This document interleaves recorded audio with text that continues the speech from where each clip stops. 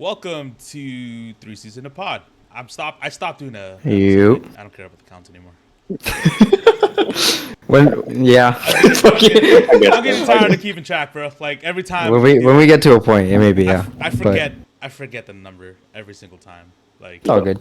the last episode was Champs Edition. I didn't even put a number. Honestly, that's fine. Fuck it.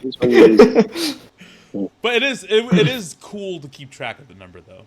Just to Yeah. know how many episodes we've done. I think in total we've done like, including the new NBA format, we've done what, 67 episodes or something like that.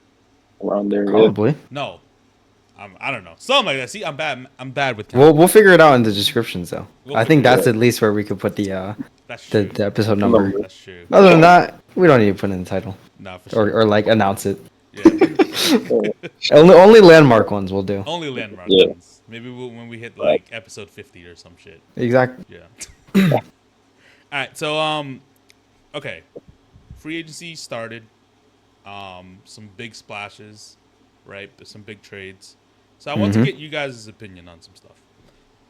I guess we're doing it winners and losers style, right? Yes. I guess for now, because things could change. Just for the current landscape of things. Yeah. Because like, free agency's still not done. The draft just finished, and there are still quite a few teams still looking to make moves and offload pieces and add pieces. So it's not like it's done. Yes. But the sexy moves are done for the most part. I For the most part. Unless something comes out of fucking nowhere. Yeah, I mean, this free agency has been weird Yeah. compared to the rest, and I think that It's is the because of CBA. the new CBA and all that stuff. But it's definitely moved a lot slower compared to before when everything would just be fucking shot right away. Yo, like last year. Last year was crazy. Yeah, Got KP within like the first 35 minutes of free agency ending. So anyway, crazy. winners and losers. So I guess we can start with winners. Winners, and we can list what, two each. I can go first. I had two winners that I liked personally. You want to do one each, or you want to do two each and then switch? Let's throw out to the one next each. person? Let's throw out Yeah, one. yeah. I think one each, and then we rotate. All right. I'm gonna throw it out there because I'm a homer. I don't give a fuck. Okay. I think Boston is a winner. Okay, that's fair. Yeah, I yeah. think Boston's a winner. sure. I mean, there's no way they can't be. Exactly. Yeah. Clear winners, man. I mean, no, we got our core locked up, man. They ain't nothing else. Like, you know what I mean? Pretty much, yeah. We already talked about it on like the other pod. Just like Yep. we did everything we needed to do, and it's one of the rare cases where after a chip, at least in recent years, we've locked in everyone that was super crucial. So for sure, there's no way that you can't say they're not a winner. And I think the main piece being for me is a good majority of those guys could have got a lot more money, and they came back for less, and that's very rare for a championship team to be able to do, especially for like end of the roster guys, because those are the guys that are usually leaving. Yeah. Like the Nuggets lost Bruce Brown, now they lost KCP. I can't think of who the Bucks had, but that was just a weird season altogether when they won. Yeah. And then the Warriors, when they won, they lost Otto Porter, Gary Payton, all those players. So like, I think it's a win for the Celtics, especially given the new CBA to be able to retain everybody and at a low cost. Yeah, no, it still blows my mind going all the way down to like getting X back for like 2 years and stuff. Like that's 11th, 12th like type person coming back. And like basically guaranteeing the same roster for next year. So that was super impressive.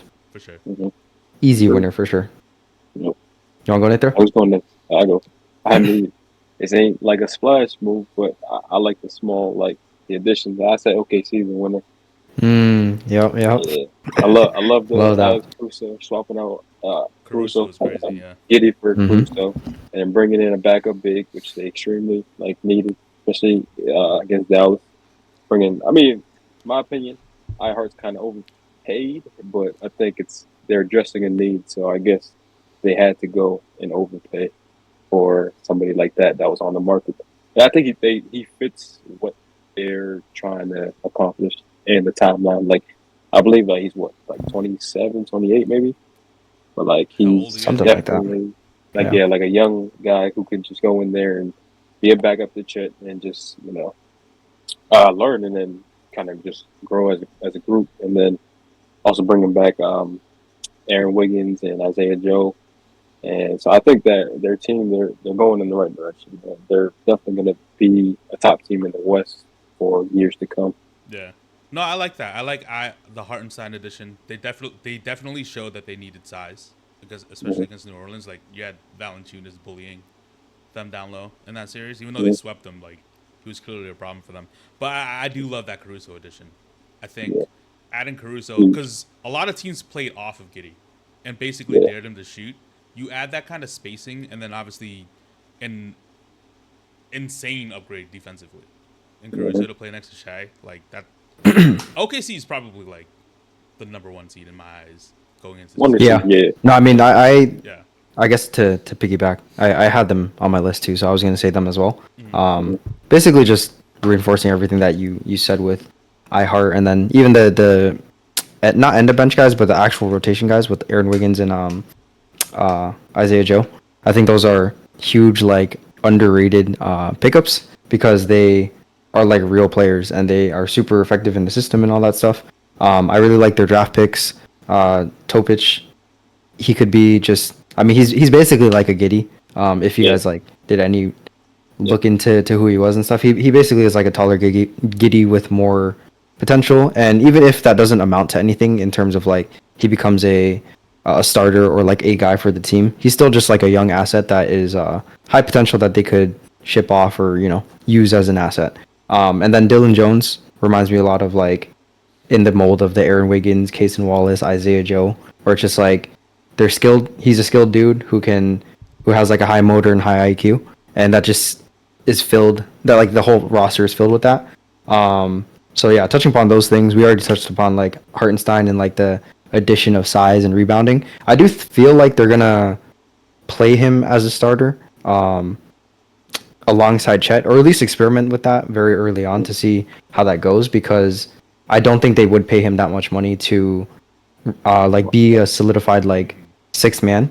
So I do think that'll be interesting because Chet doesn't strike me as someone who doesn't have like the offensive skill set to play a four. But I would assume that his most like defensive presence like will be shown the most as a center. But I'm sure he'll be able to adjust, and their size overall is something that they needed to upgrade anyway. So I like it. I like it a lot, and yeah, they were already like a top 2 seed this year, so I don't expect them to not be that again next year, and like have a legitimate push into that finals basically. Yeah, because I mean everything I saw from them was like, oh, they're like right there, and yeah, I would not be surprised if that's like the overall like finals preview right there. No, for sure. Actually though, yeah, they got a lot better. Just on paper, just looking at it on paper, the fit, like it's just so much better. And even all of them were just like, bro, that was their first like real run. Chet was like, he played all 82 games, and you could tell that towards the end of the playoffs and when they got knocked out, like bro was gassed, and he had to deal with, especially with Dallas, like 2 to 3 like bigs that were legit and like physical and stuff like that. So just having it like another year under his belt, J-Dub obviously having another year too, because there were moments in time in those series where he didn't look like a number 2 yet, but I mean that's to be expected when you're so young. And Shea he showed up, so that I'm like the least worried about. They just have a super strong foundation. I just would not be surprised if they come out the gate and are just like a finals favorite already. Yep, 100%. Who'd you have? Me? Yeah. Oh, I was gonna say OKC, but let me see. I can do the Spurs. So I get that. Yeah. I forget who they picked up off of the most recent trade with DeMar Harrison and Barnes. stuff. Yeah. Okay, so Harrison Barnes and an unprotected 2031 pick. Yeah. So I mean, we've talked about the In our chat, yeah. acquiring assets in terms of when Wemby is going to reach his prime / like his max contract in theory, which would be like that 2031, 2032 area, and they have clearly stocked up from the mini trade and then this trade just now. So that in the long run, I think is a super underrated, and that will like when that time comes, everyone's gonna be like, "How the fuck did this happen?" Or like, "How did the league allow this to happen?" Yeah. For basically Wemby to get another superstar, or just capitalize on the actual draft picks because they'll probably be very good. But even outside of that, I think just the addition of CP3, love CP3 as a player, like growing up and stuff. So that's just like a homer pick. But I think I like the decision of him not ring chasing and just being like, okay, I'm gonna like throw my imprint on these young teams as he's been doing with like OKC and even the Clippers when he first went there and stuff like that. So I want to see him work that fucking magic with the next superstar of the league clearly. And then one of my favorite draft picks, or like my favorite draft pick overall, was Stephon Castle. And for him to be able to mentor him, I think he has like a shoulder surgery or something like that. I don't know how long he'll be out. But for CP to be able to like mentor him, even if it's just a year, will be super dope, because I think Castle and Wemby as a duo could be like a real thing. And everyone was always saying last year like, hey, just get Wemby the ball. And if anyone's gonna get him the fucking ball, it's Chris Paul, bro. You just gotta get rid of Sohan now. But no, like the Spurs were also kind of on my list as well. And we talked about this a little bit in our group chat offline, obviously. I do think there's value in having those bridge years where you're like competitive but not championship competitive, and that's super invaluable. And I just look at the situation in Boston. I'm always gonna call back to Boston just because like that's what we know. We see it the most here. But like you remember the years after we traded Paul Pierce and KG, and we had that 1 year. One down year. Just one down year. We drafted Marcus, and then we made a bunch of those like middling moves. But like we were competing. We made the playoffs. You know, even though we got swept every year, we made the playoffs. And you look at the other teams that just tank and just acquire talent, like the Pistons, where like there's really, I like where they are now, but like for the last 7 years, they're just in the middle of nowhere. The Hornets, they're kind of just in there doing nothing. The process for a while was very questionable. And I love what the Spurs are doing, where it's like, okay, we have our guy. We're going to add a veteran who can teach him how to win, how to compete, and be in the mix of things competitively. And competitive basketball is super valuable. And obviously they have the luxury of having Wemby and winning that lottery. But, like, I think that'll take it a long way, though. And then obviously the picks that Kyle was talking about. Because I think in 2031, realistically, come on now, the Kings might just be complete ass. Yeah, and then I mean, Mini is fully like shooting for this specific core because that's all they can do with their money. So no one even knows what that would be in 2031. Right, and then that lines up perfectly for when Wemby turns 26. So it's like, it's a perfect timeline, honestly. Yeah, and I mean, I think the other like half of, or in addition to that, basically is Wemby is like as good as he is right now, but I think it's good, like props to the front office for being able to capitalize on that now, because I mean it is like a different scenario where you see like Steph in old age, right? Where it's like they're not doing a good job of like Steph is the timeline, right?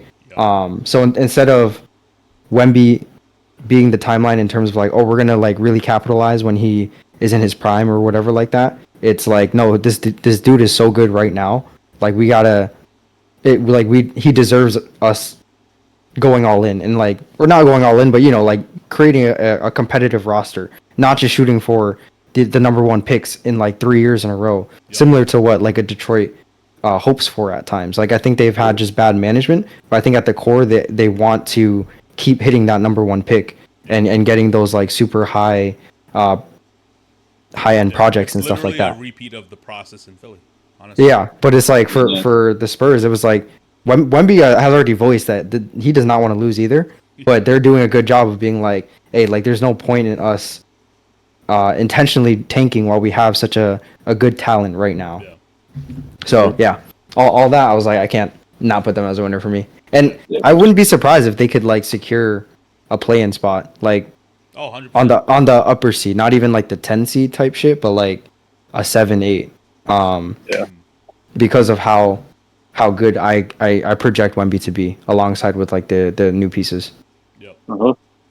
I mean, I definitely agree with everything you guys said, and just to add to that, like CP3 getting coached by Popovich and then being able to mentor Wemby and everybody else. I don't know, man. That might be a match made in heaven because like Mm-hmm. Greg's a fucking GOAT coach, bro. Like, who knows? Like, yeah, they're not going to be obviously competing for a championship, but the lessons and all these things that CP3 is going to bring to help pretty much when be involved into the alien he is already, like, shit, the league gonna be in trouble, bro.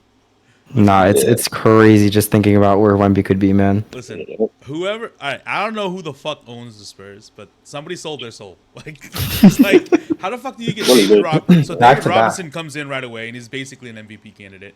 Fucking Duncan comes in right away. They fucking win an they win an NBA championship, and then now Dynasty. Wemby's a fucking alien, and they win the lottery. Yeah. Just Hey, just if people clap. want to say is fucking rigged, I don't blame you, man. Yo, Like there's the that one one time, Right. yeah, the one time the Spurs tank, bro, they get Wemby. They get They Wemby. Like get that's it, bro. fucking crazy. They were just lollygagging for all the years prior to him Right. and post Kawhi. Like I was saying, they commit to the tank one time and they get Wemby. Like what the fuck, man? I will give this. Like, obviously, they're Crazy, managing bro. it. I think they're managing it perfectly, but it's also a complete luxury to get a guy that's essentially a guarantee, right? Yeah. Like, this guy is essentially a guarantee, and more likely than not is a guaranteed 1A on a championship team. Yeah. I don't know. Mhm. I don't know of a draft pick since LeBron that has proven that. No, I know. In his I'm not rookie trolling a little bit about this You know what I Spurs thing, mean? but it made sense for them to tank. Like Yeah. they could clearly like understand that this was the year to tank, so let's give up Yeah. some assets and shit. So it's like that was smart on their end, but it is so crazy that they ended up getting it for real. Like the very year. Come on now. That's Yeah, like damn, Who man. was the number 2 pick? Who got the number 2 pick? The Blazers? No, the Hornets. The Hornets. Got The number Hornets, 2. yeah. So it's Brandon like Miller, yeah. these other two teams are just generationally bad every year. Mhm. And then the Pistons are stuck at number 4, bro. Yeah. For like, And then the Spurs, come on, man, there's something to it, man. Because Tim Duncan should have been a Celtic. He should have been a Celtic. Like, Crazy. come on, yo, we're watching you. Same, man. Something's going on. Someone owes somebody money. I don't know, but but no. It'll be interesting. Yeah. I like the moves. I had them as a winner too. It was Yeah. for me. It was Yeah. Boston and San Antonio over like the nice. obvious splash. Yeah. moves, you know what I mean? Yeah. And I had some tweeters. Yeah. Okay, I had a tweener. we can do that now since like We can do that I now. Yeah. technically both of mine are gone. I'll just give another one, Yeah, like a between. But you can go Mm. since rotation. my tweener is the Knicks Yep. because I like Mikhail, the Yeah. addition. I don't like what they gave up. I do Yeah. think because when you consider like how much say the DeJounte Murray got or like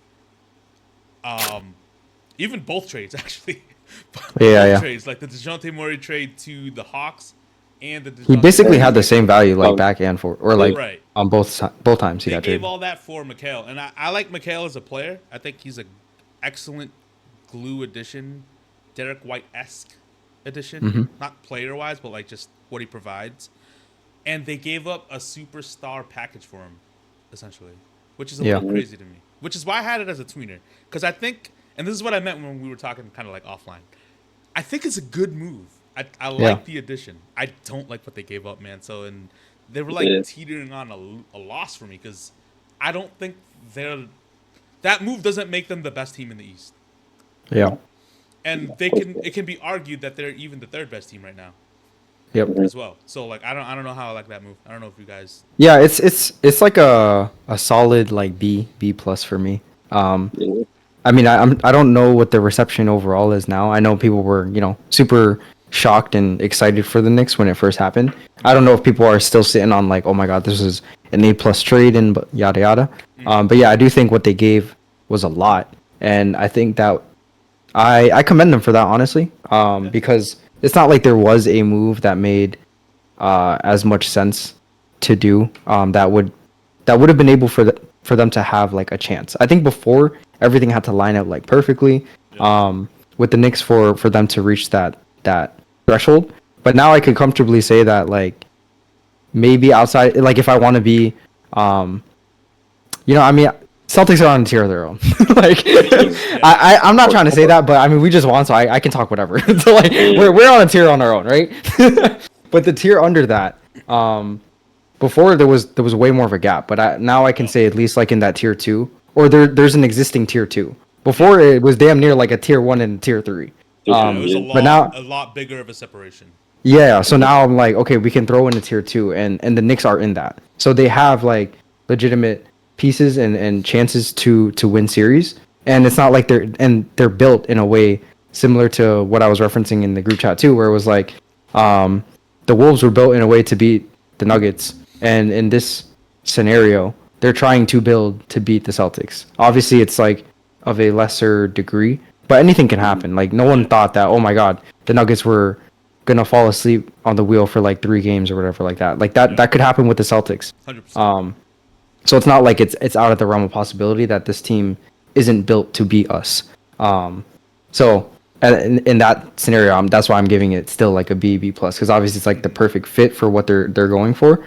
But they gave up a lot, but it's not like they were going to use those assets for something bigger, I guess. So you might as well go for the guy and get that 100% team chemistry, you know? Because now they fucking completed the Nova boys. So. Well, I guess they need fucking Ryan Arcidiacono. So. Yo, they're bringing back multiple 10 days like they did before. But I mean, I kind of had the Knicks as a winner, because just to like look in the next couple of years, I know they gave up a lot, but I think to kind of like complete, or I just watched the Josh Hart and Prince's podcast last night. Like I watched a few clips. Yeah, they're everybody is gunning for us in the East, so they had to make a move that made sense to them. So to bring in Mikal Bridges, and they've always talked about it like, yo, they want to be teammates, and they're joking around like, oh, come to Brooklyn or come to New York, you know. So they finally front office just took the chance and finally made it happen. I think just the trade itself, I wouldn't even give it an A. I would agree with Kyle. I'll give it like a B plus. But the fact that they were able to retain an OG, and now they have 2 caliber wings to compete with JB and JT. I wouldn't say they're at the level of both our guys, but they're gonna compete. And they have the roster to do that. And yeah, it's a loss that they lost iHeart, and they're kind of gonna be like, they got to look for a replacement now, or even if they want to move Mitch, but who knows how their bigs are going to be. But I think as a core, the Knicks definitely got better. It's just a matter of how they're going to mesh together. Of course, like that, no boys are going to be good, but they got to reintegrate Julius Randle. They got to figure out who's coming off the bench, who's starting. So that's going to take a little bit of time, but I think once they get it rolling, like the Knicks they'll be definitely, in my opinion, top 3 seed in the East. But for now, I'm gonna label them as winners. But easily, I think down the line, that trade's gonna come back to bite them. I think it could. I think that's what the main thing though that kind of like confused me about the fact that they gave up that much is because it became apparent that Mikal forced his way out of Brooklyn and made it very clear his only preferred destination was the Knicks. I mean, apparently he didn't do that.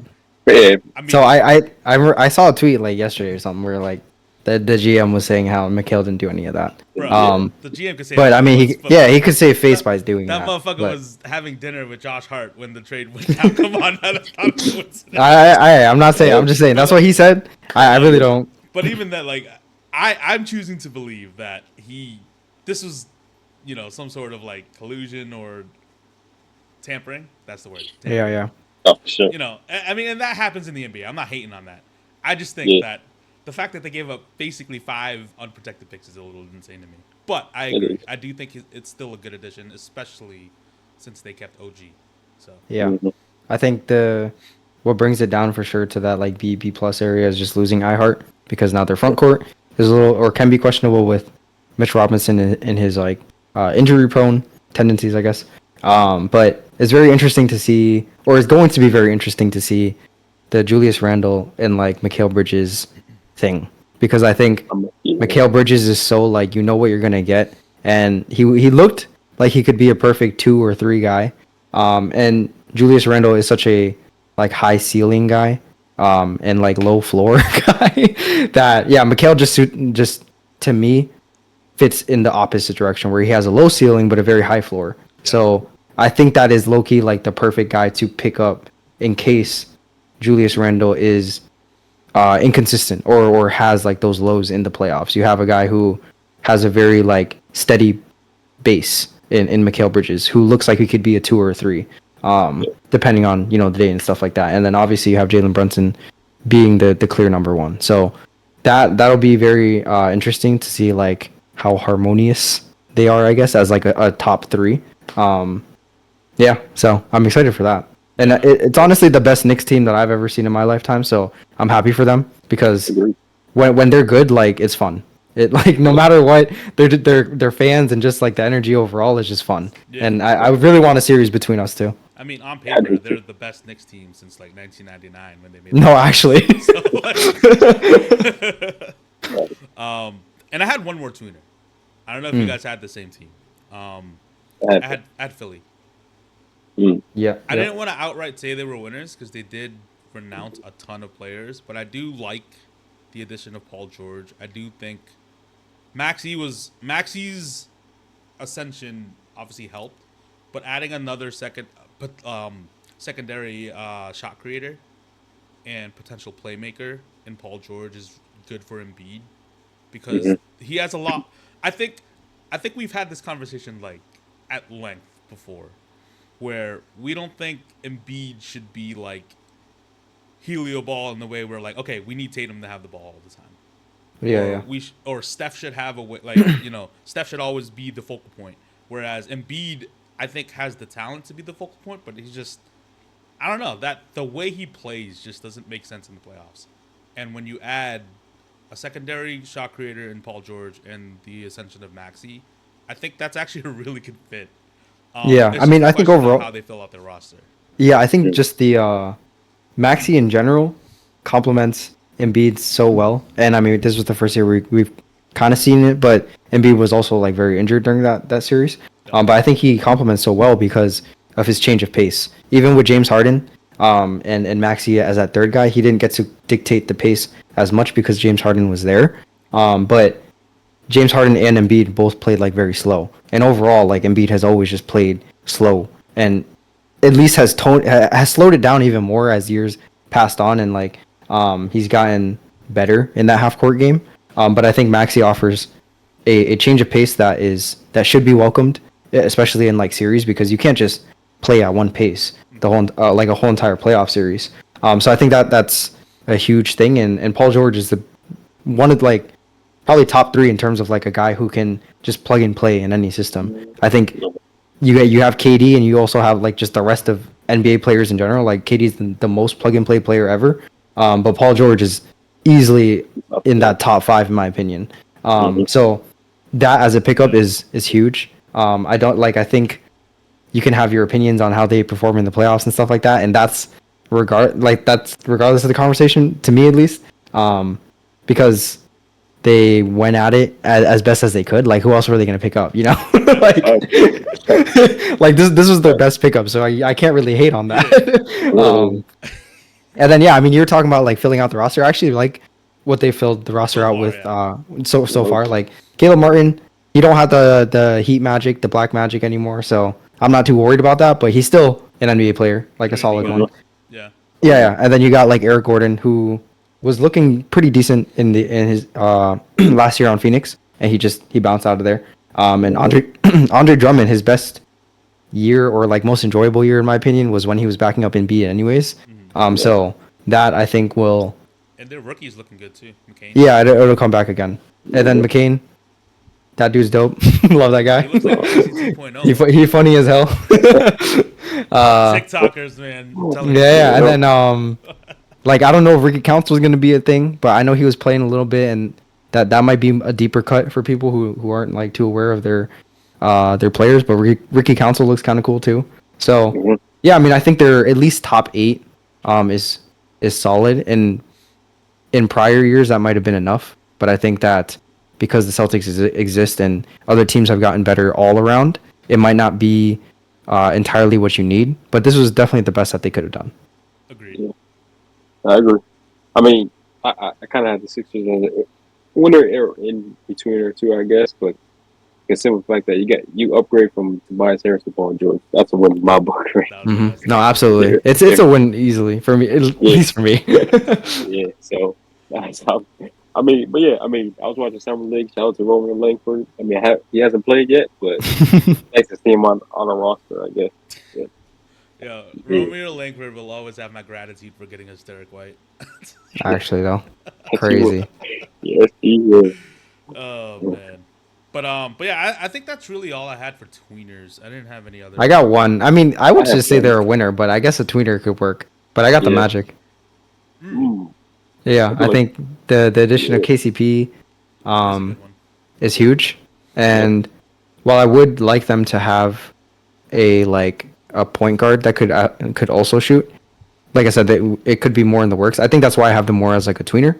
But I think the natural progression of the team overall is just going to rise with their first playoff run, and then getting KCP is just a reliable shooter, one that they didn't have at all, honestly.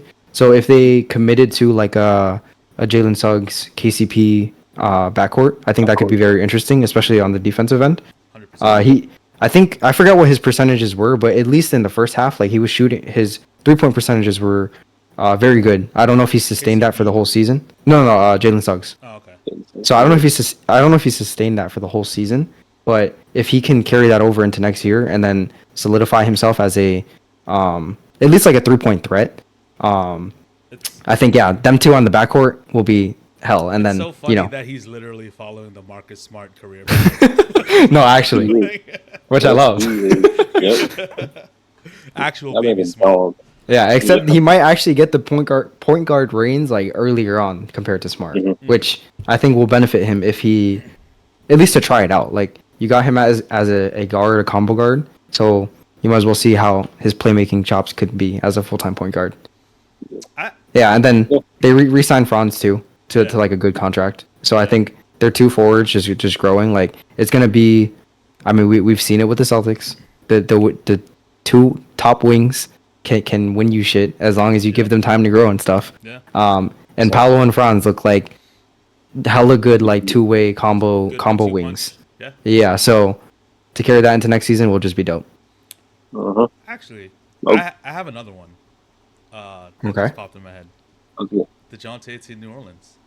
Mm. I actually like that pickup, No, I agree. and they didn't give up a lot. I think they never really had a true point guard, Yeah. right? And I think DeJounte is actually a good fit for them at the point guard position to move CJ off of point guard to his more natural position, and obviously assuming health.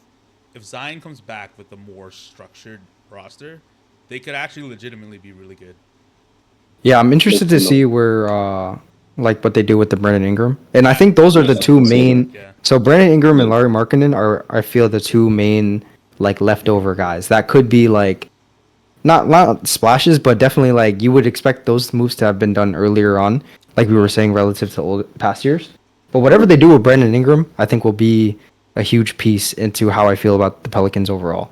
I think the addition of DeJounte in general is dope because I think he'll look a lot better defensively because they are a defensive team, and he's not going to have to be the only guy who like does things on defense in the way that on the Hawks like there wasn't really anyone to make him engaged on defense.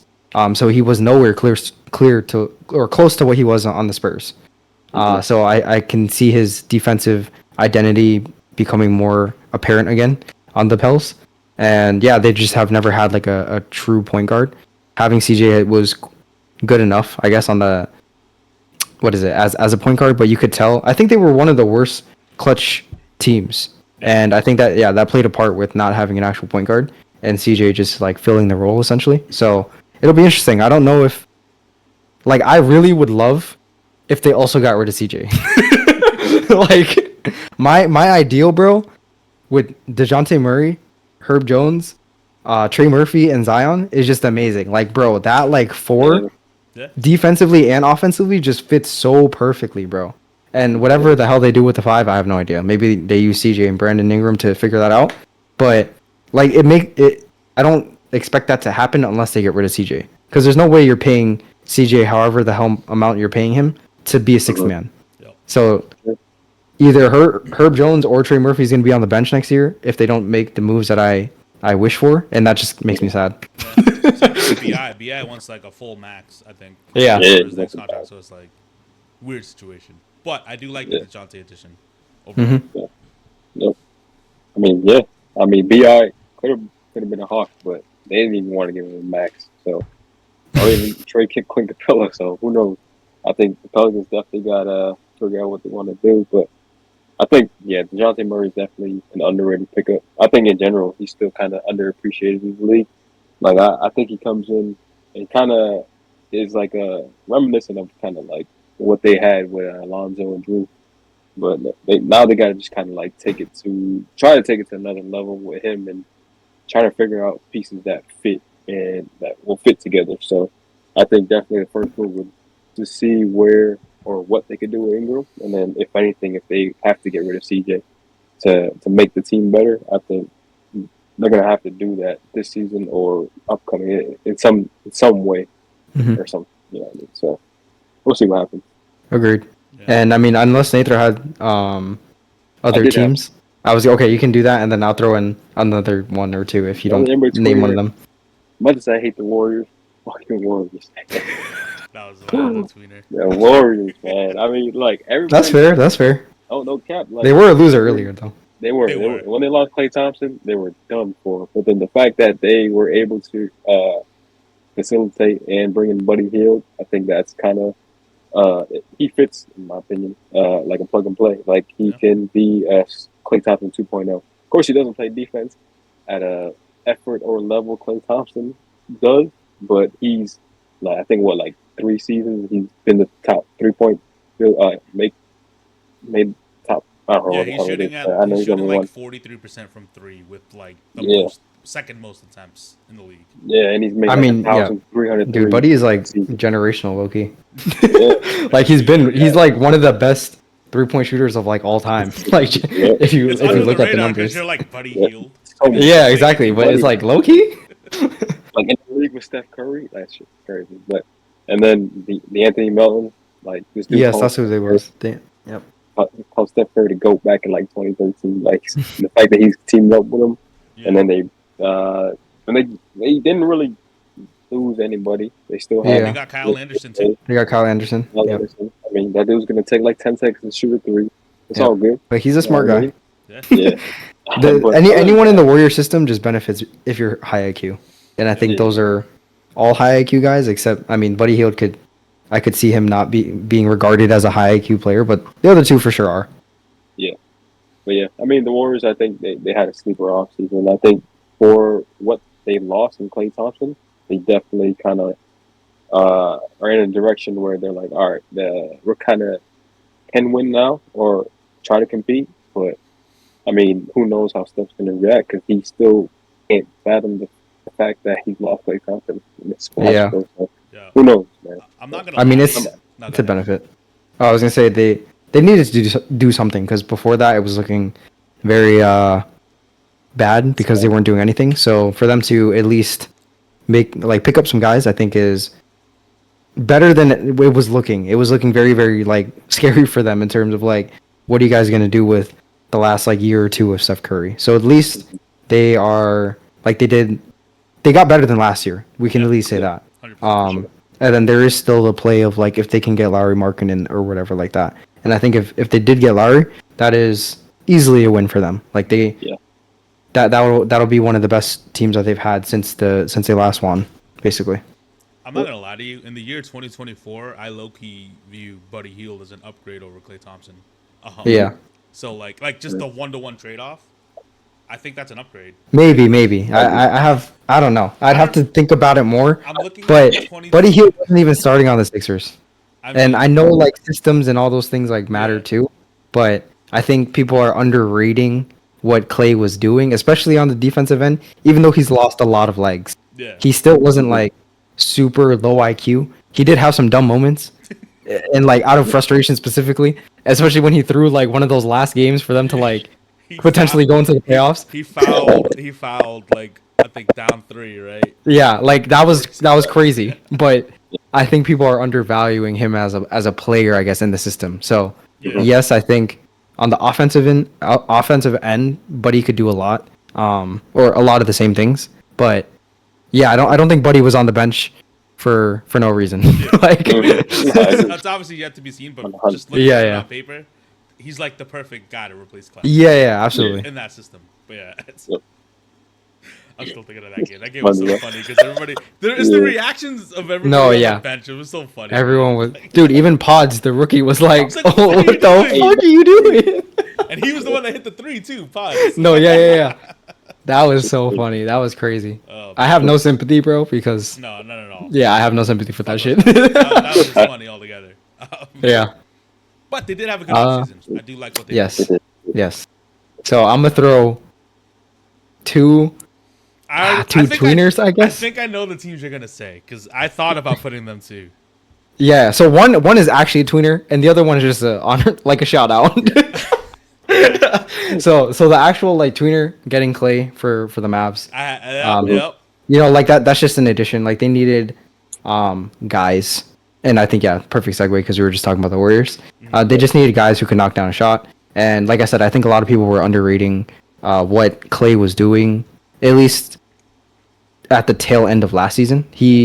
Bro was like not playing for like 2.5 years, so for him to like for people to expect him to actually like get back to anything close to what he was very fast was kind of unrealistic and unfair to him. So he was looking better at the tail end of this season, and I think that he will look pretty good on this Mavs team. And I mean, we saw in the finals that they had a lot of times where they just couldn't trust certain shooters, and they could be schemed against pretty easily.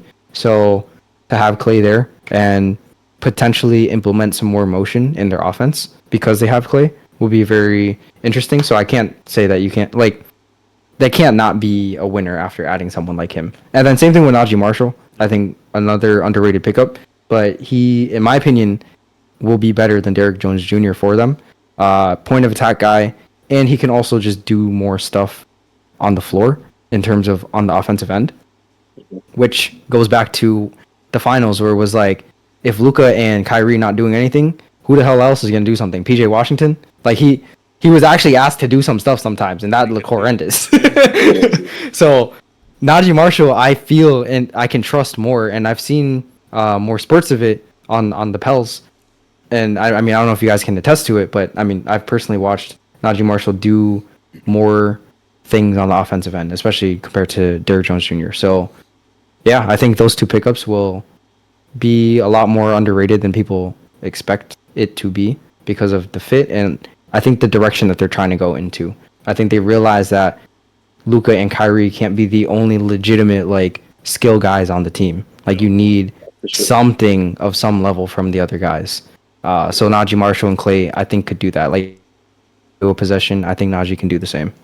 I think looking at the Clay, I had them, but I didn't know if I wanted to put them above the other tweeners that I mentioned.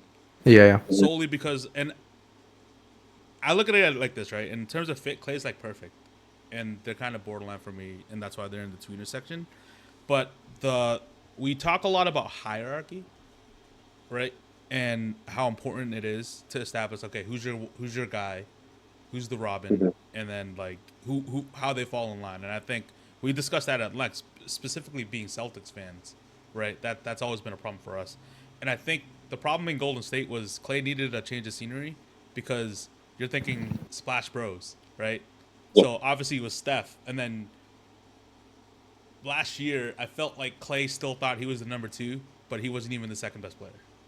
And that change of scenery and now having the reestablished hierarchy of obviously it being Luka, Kyrie, and then whoever comes after. So in this case, Clay. Everyone else. Accepting that role of like, all right, we're going to play off those two guys will be super beneficial to both of them, like to the team and to Clay, honestly. Yeah, I think maybe if I'm dissecting too much or whatever, or analyzing a little bit too much, I think Clay talking about him not wanting to go to the Lakers kind of reinforces the idea that he will be underrated, but also play a little bit differently on the Mavs. I think coming back from an injury for that detrimental and stuff like that, and or for that long, and playing in the same system, I think he himself felt like he had to achieve the status that he was before, Yep. and that was like a pressure that wouldn't have, or like he couldn't escape as long as he was on the Warriors. Yeah. So I think by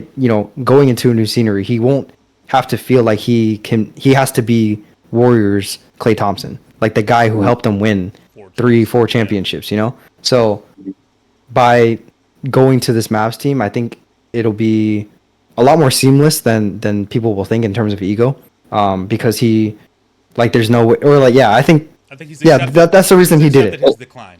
Yeah, and this was a place that he could go into that decline, I guess, rather than trying to chase the ghost of fucking peak Klay Thompson on the Warriors. Yeah. And then also they picked up Quentin Grimes, which I think is another guy who got kind of like thrown out from other teams and could be a skill guy if he regains his confidence and stuff like that. And much more than like a Josh Green. I think Josh Green had some chops to be a skill guy for them, but Quentin Grimes, to me at least, seems more like a guy who has more potential to be that, essentially.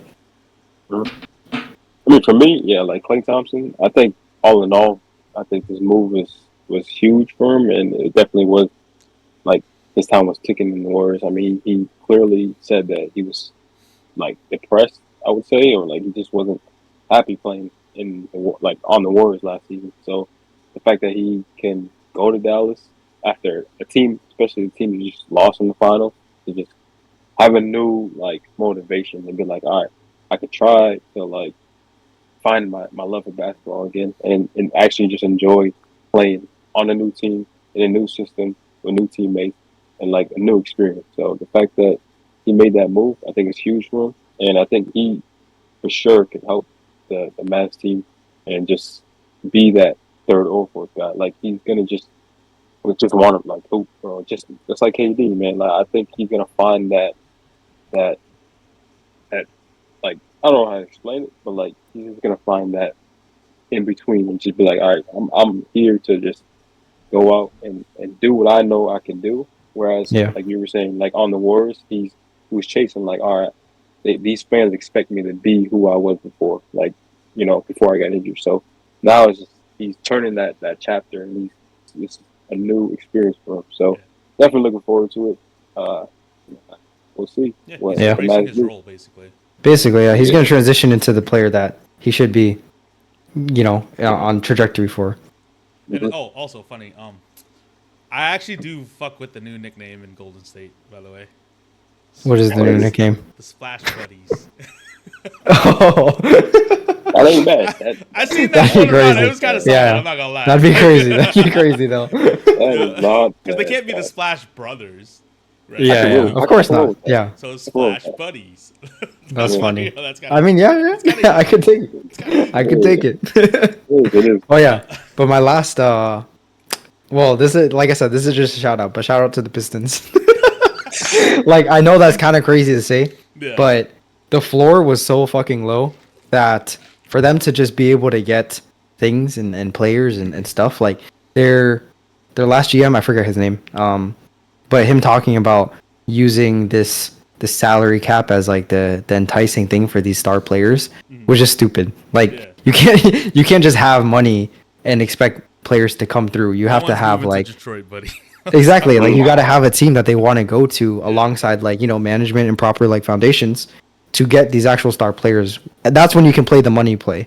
But this new GM that came through, he has, I like the draft pick. It is another project, another guy who can't shoot, but everything else after that, they have gotten shooting and like people who can play.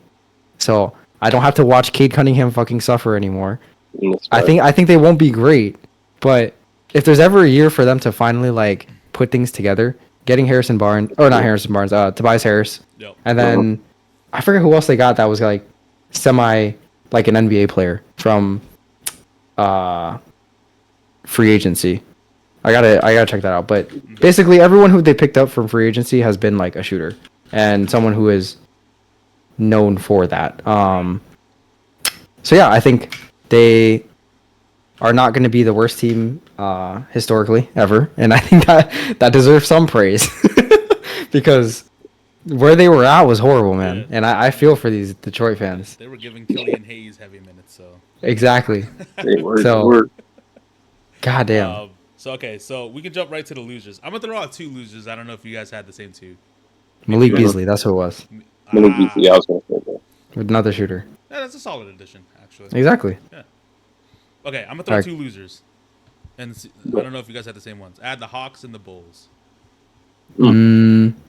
I don't know, actually. I think they're losers for now. Yeah, but I'm looking at it. Yeah, go ahead. Sorry.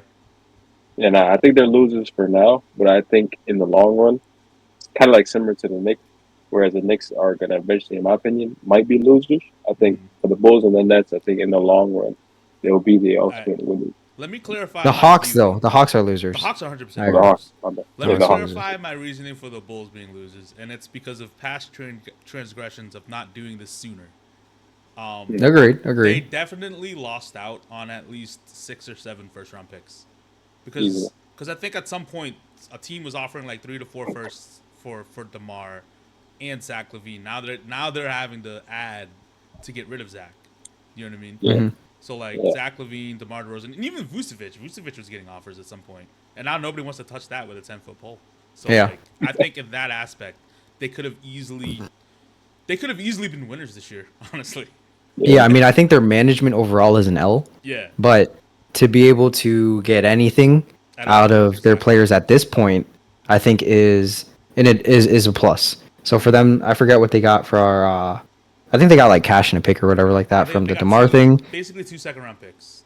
Yeah, and then at least getting Giddey. They're going youth movement, which I can appreciate at the very least. Finally they got their they got their guy Matas, and I think him being from Chicago will be interesting. And he was like a consensus top 3 pick prior to this year, so to get someone of that talent is nice.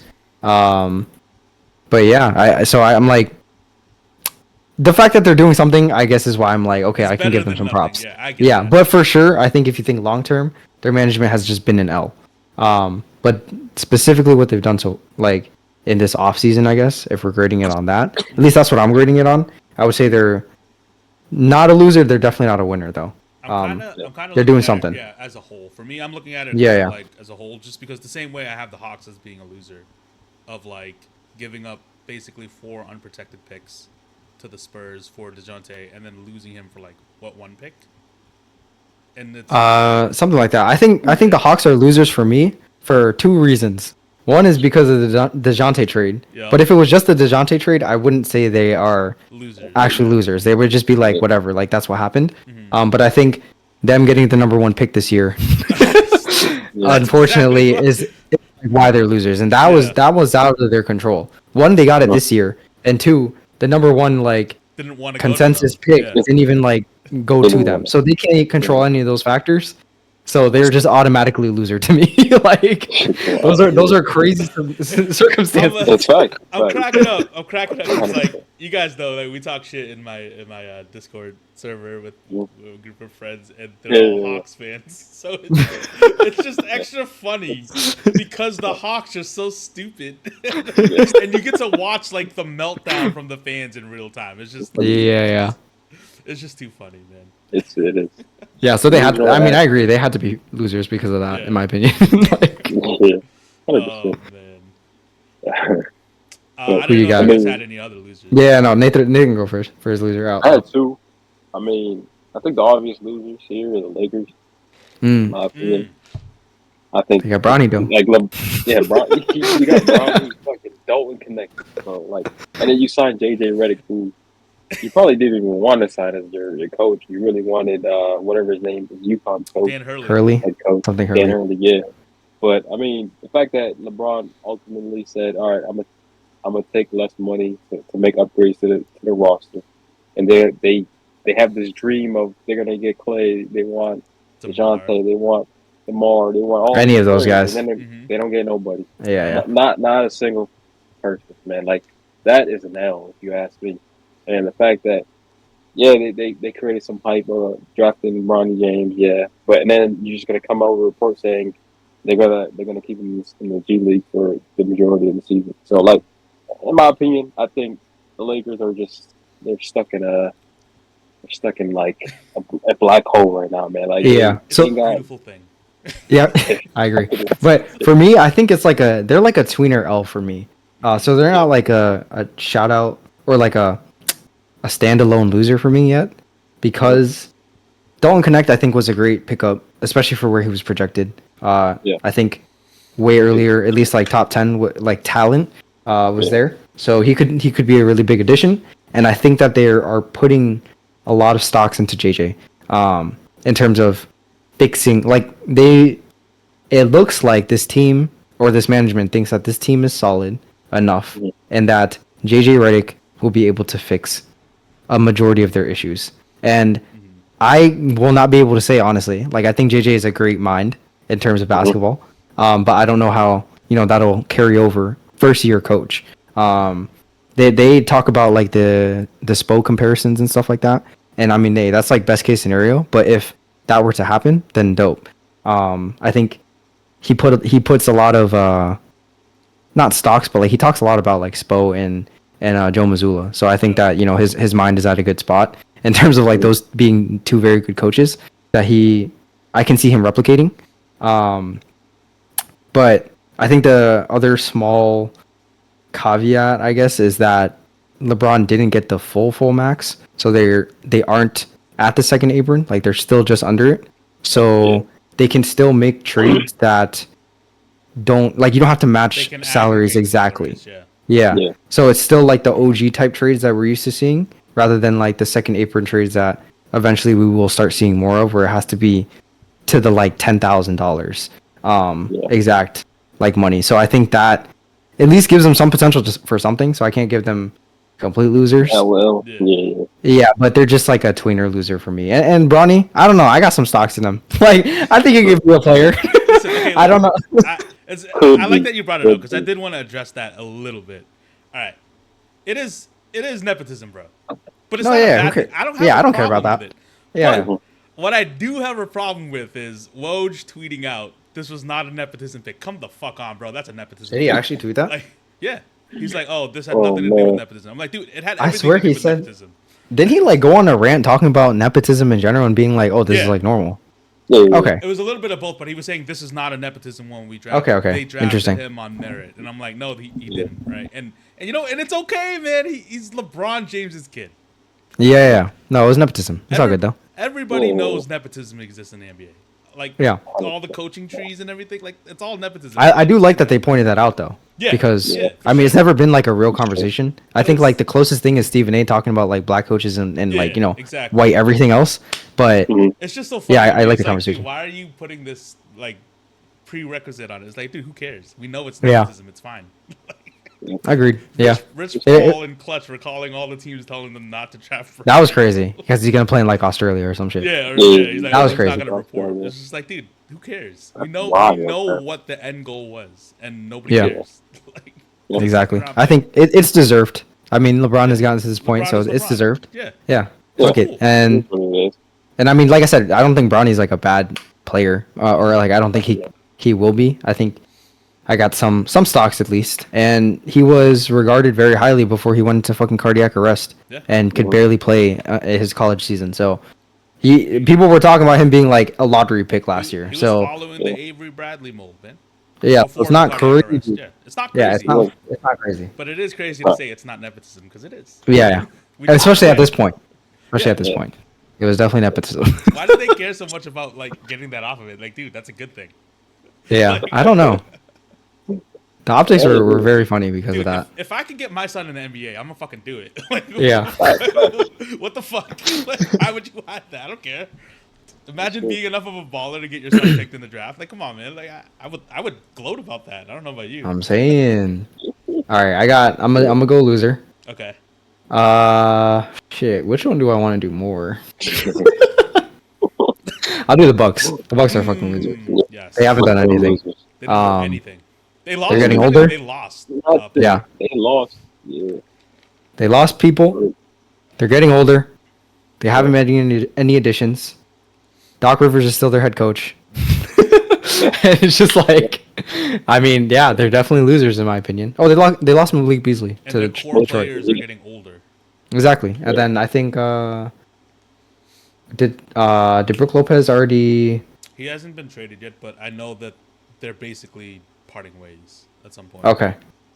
Okay.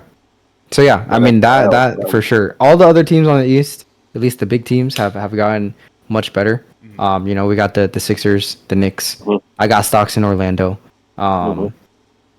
Yeah, at least that's already like 4 or 5 teams. So Yeah. for the Bucks to not do anything, it's hard for me outside of just Giannis being Giannis to take them as like oh yeah, I'm taking the Bucks over these other 4 or 5 teams. The Cavs still exist too, as they get re-signing, Donovan. So that's something. And yeah, it's just before it was always like, the Bucks are at least a top 3 team. As long as Giannis is healthy, he'll get you probably to the Eastern Conference Finals. That Yeah. like doesn't exist anymore, Yeah. in my opinion. I mean, he hasn't been there since they won. Yeah. Facts. So I mean, you got another loser for that or no? no, I don't have one. Oh, I got one more. I mean, I got one more. I guess You can go though, Nathan. We might say the same one. we might, but yeah, fuck it. I'll just say Denver. I guess. Oh, okay, I okay. can see that. Because I mean, back-to-back years, you lose Bruce Brown, now you lose KCP. Mm-hmm. On top of KCP, you lose Reggie Jackson. Now you lose a starting guy and then a bench guy. Well, I'm not gonna say Reggie Jackson was like their like main guy off the bench, but like he was a smart. So like, and I don't think they made the only move I recall they made was they picked up Dario Saric, right? Like on a 2-year, $9 They million did, deal or yeah. something like I that. thought he was a solid pickup. This is Yeah. all a pickup for sure, but I just don't know. Like, what are they gonna do? Like, they're kind of like stuck now. And top of that, Jamal Murray hasn't really got anywhere on contract extensions, but they're expected to come into agreement after the Olympics. So, I mean, I think that will make it a little more tough, I guess, because you're gonna lock in Jamal Murray. You got Jokic, and I believe you're paying Aaron Gordon like 25 mil. And then you're paying Michael Point MPJ about the same amount. Yeah. And then I don't know how much more money they have to spend. They're probably around the first apron, maybe, They're if at the anything. first apron. Yeah. Yeah, so they can make minor moves, but I don't think any move that they could make could ascend them back to where they were when they won the championship. Yeah. I mean, they still have the best player in the world, so that helps a lot in terms of their contention. But they definitely haven't done a good job of either maintaining or adding pieces directly. I think Christian Brown will be able to slot in for KCP in different ways. Definitely not the shooting. If he does in the same way it was shooting, it would be very very good for them because at least on the other aspects of offense like cutting and finishing and stuff like that, I feel like he's better. But Denver Nuggets fans might feel differently. But I think what was I about to talk about the Nuggets? Oh, I think MPJ will eventually have to get traded away for 2 supplementary pieces. I think maintaining the trio of Aaron Gordon, Jamal Murray, and Jokic will be the end vision of the team. Before they had the luxury of having those 4 guys and benefiting from that, but I think MPJ just sticks out a little bit too much because of the 2-man game between each of the 2 with Jokic, where MPJ could just be a supplementary guy to get two starters to basically slot in, where they've lost like the Bruce Browns and the KCPs and stuff like that. So if they do something like that, I don't know if that'll be this year, next year, or whatever. I don't know his contract specifically, but I think that will make me feel better about the Nuggets because I think he could get a decent return, in my opinion. Yeah. I think he's on his second to last year. He signed like a 4-year max at the time 2 years ago. Yep. So he's probably coming up on a player or a team option. Yeah. I got okay. Unless you got something to say about the Nuggets. I don't got much to say. I agree though. Their asset management makes me appreciate what the Celtics did this year. No, absolutely, yeah. It's kind of wild to see. I think it'll be underrated, depending on how the rest of this Jokic timeline goes. Yeah. If he never wins another one or never even gets back to the finals, people will look sideways at that management for sure. It's just insane that you have like unequivocally the best player in the world, and you haven't done anything to kind of keep that core fully together, especially with Yeah, I don't know another positive mood since the KCP like move. Yeah. And I guess like Bruce Brown, I think that was in like similar, like the same year or whatever. But since then, I haven't seen a positive thing that they've done, in my opinion. It's kind of just been it's like flatlined or like negative. It's like we got Jokic, we're gonna win games. Yeah. For sure. All right, so I'm gonna be in my hater bag. So I said one, but I'm gonna just do two. Okay. And we can talk about both. So I think the Clippers and the Heat are also losers. I was gonna say the Heat. So the Clippers, I'll talk about first. Obviously, they lost Paul George. They signed James Harden to I think 2 years, 70 mil, which is a lot of money. At least it's 2 years, but it's still a lot of money. I don't think James Harden is gonna be anything like a number two. From what we've seen before in previous years. Kawhi just fucking dropped out of the Olympics, so I don't know what the hell is going on with his health. They signed Derrick Jones Jr. I think they got Kevin Porter Jr., which obviously is stupid. And I think Chris Dunn. Yeah, they got Chris Dunn. They also got someone else that was Nick like Batum came back. Yeah, Nick Batum was cool. I fuck with Nick Batum. Why he in the fourth quarter? I don't know. What is it? I forget who else they have on their roster. Oh, they have Josh Primo on their roster. What the fuck? And Kai Jones. Exactly. Kai Jones, I wouldn't really put in the same category as those two. They have a bunch of freakazoids on their team. No, exactly. That's why I'm like, what the fuck are they doing for one? And then they also they lost Paul George for nothing. Yep. They talked about it being some money thing, and it was very, very weird post. But yeah, I just don't think they have any real direction, and the guys that they picked up won't really do anything for them. So yeah, kind of disappointed in them. I knew they weren't going to run it back, but I didn't think that they were just going to do whatever the fuck they did this offseason. It's kind of just been a whole lot of nothing. KC's bottom line, which is terrible. Yeah, they really are, man. So yeah, that's just like whack. And I don't know. Yeah. You can go, Nathan. That front office, man. I was watching Paul George's podcast, and he was just saying like how they weren't budging, and he wasn't. Oh, they fucking scammed him, yeah. Or trying to. Saying, and then when Kawhi got his deal done, and then Paul George was like, well, just give me what he's getting. Because, he's not going to take more than what Kawhi's getting. So I think that's a major L on the Clippers' part. Because you brought that duo in together. Why not finish it out together? I mean, of course, Paul George wanted a no-trade clause. And I feel like he owed that. Like, he committed to the Clippers. Of course, he wanted to be on his hometown team. But at the end of the day, it's like, you're a star. I wouldn't say, Paul George is still in that realm of superstar. He's in betweener in my opinion. Yeah. Mainly due to his age, 34. So I think just to be able to control where you want to go, you wouldn't he wouldn't just have signed that deal and be the Clippers just wanted to send him to a team that he didn't want to go to. He obviously you want some leverage in that type of situation where it's all right, I'm not going to be part of the future anymore. Can I go to the Warriors or Philly maybe? You know what I mean? So I think just as a collective, Clippers definitely fumbled. You got a new stadium coming next year.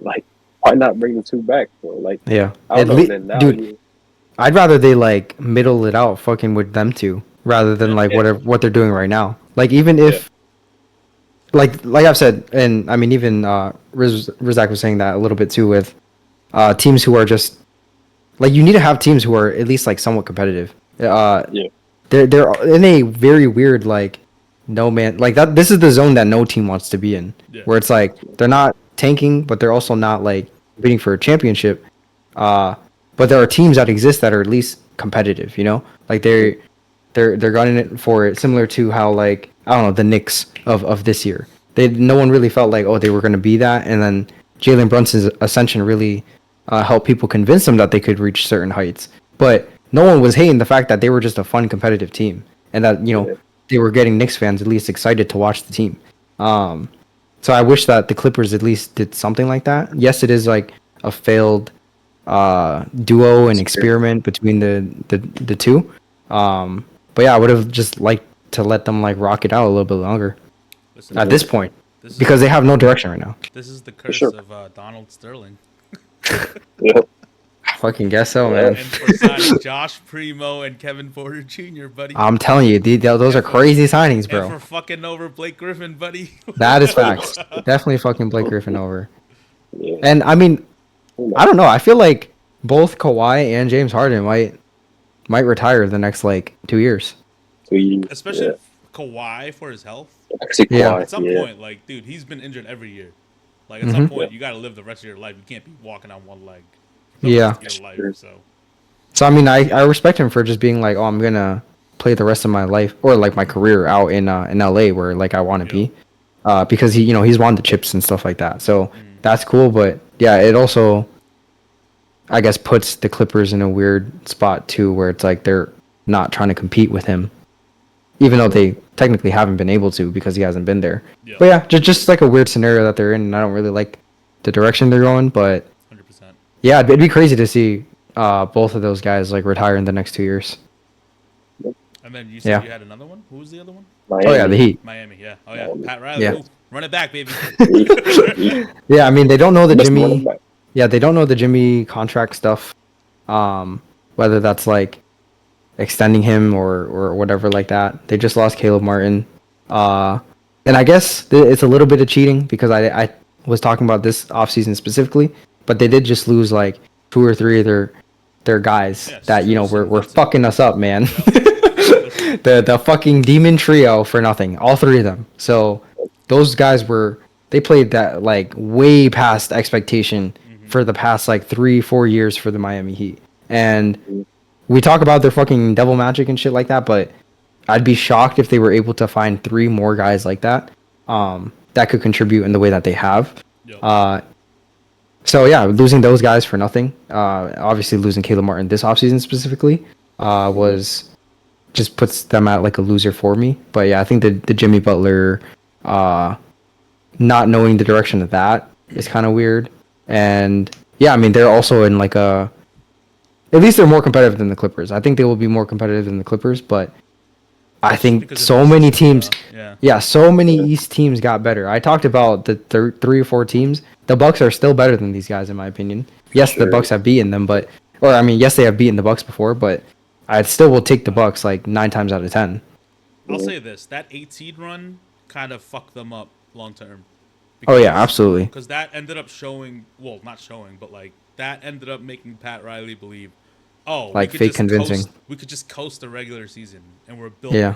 for 16 games, and that, Postseason, yeah. and then in reality, like, dude, if they didn't play in the play-in, Jimmy doesn't get hurt, and all that. Like, I don't think they beat the Celtics, obviously, but it's just a matter of them obviously believing health was a factor this year, and it led them to standing pat at the trade deadline every year because of that. Like, oh, our team is built Mhm. for 16 games. And you know what? Heat fans deserve it. Fuck you guys. I don't care about you. Hey, I mean, I don't I feel don't bad. want to see them win. I don't care about that either. I don't I- feel yeah. bad. Yeah, it's interesting. I think yeah, their 8 seed run, and yeah, I don't know why teams would be convinced at this point that continuity and actually putting an effort in the regular season doesn't attribute to championships. I think there was a stat where like the last like out of 10 and including the Celtics now, like the last like 9 out of 10 or whatever like that have been top 2 seeds respectively in their conference, and that like is a huge testament to what makes winning like teams, I guess. And that has to do with building the foundation of how you're going to play in the playoffs in the regular season. You need all of those reps when things get ugly, when things are going great, to be able to finish it out in a championship run. So for the Heat to go on that miraculous run, and granted they always deal with like injuries every season, but that also plays into a part with you're just not getting. I mean, yeah, you're unlucky, but you're not getting players who can be more available, and that's a huge part into having superstar players, having your stars available. So like Bam is damn near the only one that is there all the time, and he himself gets injured, like he's like a 60, 70 game guy too. Yep. So if your two other main guys are guys who miss damn near half the season every year, you got to be doing something. It's crazy that Pat Riley, of all people, is the one that kind of thinks that, because historically, the lowest seed to ever win a championship was, pretty sure it was the Houston Rockets in 1996. They were like a 6 seed. And they happened to have the best center in basketball. So Yeah. like, I mean, he was probably the best player in the league that year because like, MJ wasn't there. Y'all got Jimmy Butler and Bam Adebayo. Like, let's hit the brakes here. like let's hit the brakes. I like them as players, but I'm just saying, like, let's hit the brakes. Yeah. Yeah. I mean, the Heat. Yeah, they were in the DeMar DeRozan talk, and they didn't do nothing. I guess. I mean, I think it had to do with the money aspect too, and like the apron or whatever, first or second apron, wherever they're at. But the fact that they didn't want to shake things up after like losing in the finals, and then just keep on, Pat Riley saying, "Mr. Running Back." Like I think it was clear, like they have to make some type of shakeup. Like I think it's kind of similar to like me and just us, like moving on from Marcus Smart, like that. Like I guess a lot of fans were saying it had to happen. Like we made an upgrade, like in a position that I feel like we needed, but. In terms of Miami, I think DeMar could have helped them in a way that, like, made them a better team as a whole. Like, and Bro is just available too. Yeah, like he's a consistent floor raiser, in my opinion. And he's clutch. And the fact that, and then you have like players like I love T-Row. I feel like T-Row fits Miami, but I think it's time for them to move on from Tyler Hero. I don't know why they're holding on to him like he's a freaking pack of gold or something. Like, bro's got to go somewhere. He got one good game against the Celtics, and now he's untouchable. They didn't want to trade him for fucking prime James Harden. I don't think they're gonna trade him for anybody, bro. So like, at some point, man, he's just like Jordan Poole, in my opinion. Like he's better. Don't get me wrong, but like I think he's more of a individual type of player. He doesn't really fit into like a team oriented, like that's looking to win. Like if anything, he's better off coming off the bench. Being a starter, I feel like his ego is way too high, where he's trying to like achieve too much. You know what I mean? He's not one to like, all right, Jimmy Butler. He understands Jimmy Butler and Bam's like the 1-2, but like he's trying to be more than the 3. He's trying to be like, I want to be the 2. You know what I mean? That's how I see it. So I think in order for Miami to take that turn, they definitely got it. I feel like it starts with Tyler Hero. As much as I'm a fan of his game. Tyler Hero is Peyton Pritchard with a green light. Really is. Yeah, I mean, they definitely like expected him to, or like they were trying to push him towards that like D-book type level and like mold, but it clearly just didn't work out. And I think, I mean, you never know actually with these guys. They're still like relatively young, so anything can happen. But yeah, I think there's a bit too much of a dosage of Tyler Hero in their plans. So when you bring up like Jordan Poole, I think that's like a really good example where the Warriors, in my opinion, found like a perfect amount of Jordan Poole that they needed, and any more than that is what we see right now in Washington. And not that he can't be great or he can't be better than what he was in Washington. First year, I'll give him like his grace and stuff like that. But I think those guys, they can't get the full reins of like you're gonna be the 1 or the 2. I think they got to be not like brought down way more. They have the talent to be like very good offensive players on certain nights, but they don't strike me as those guys all the time. So like I said, they definitely tried to push him towards that like Devin Booker mold and like offensive skill set and all that. But he might just not be to that caliber, and I definitely don't think he's the D-book caliber at this point, and he will ever reach that. But could he be something else closer, or like a little bit closer to that? Maybe.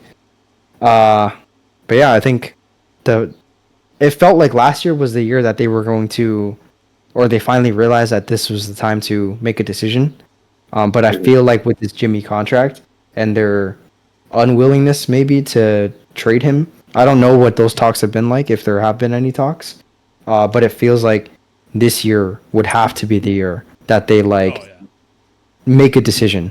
I thought this offseason would be the time that they made a decision, but it seems like it might have to wait till next offseason. I'm And if they do pretty that, that's sure- just a waste. I'm pretty sure he's on his Really? final year anyway, right? He is Yeah, on his so final that's year, it. yeah. Yeah. So I could see Yeah. Jimmy just being an asshole and leaving. Yeah, no, absolutely. Might. That's why I'm He like, really might. And if anything, is this off season, or no, not the next off season, that will be the final one. Yeah.